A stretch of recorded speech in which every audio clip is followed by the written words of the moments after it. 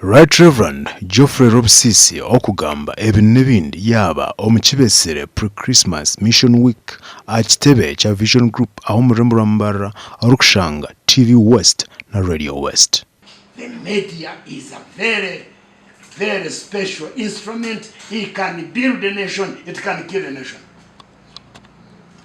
Genocide ya Rwanda RTM niyo yakozwe n'umurimo wo kwita.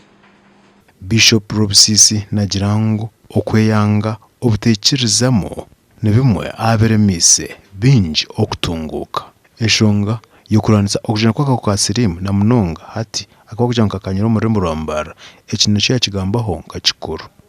Rero mu byo mutawuni yambara regi hatungu yinjwire sirimu hano ngune yakabira mu Uganda.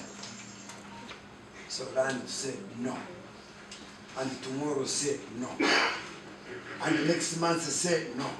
Pre-Christmas week ekatandika abero 12 neza kwa abero 19 by'ukwezi kwa 11 omwaka 2023.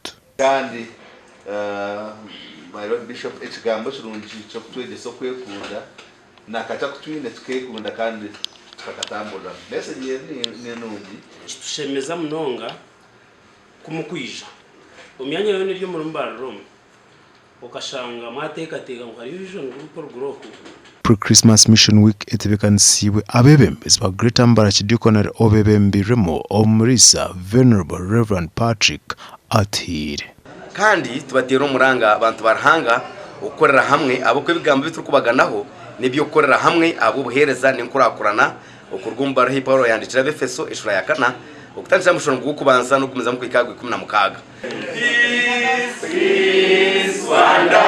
Aba TV West ndisenyuma Gideon aho murembo rwambara.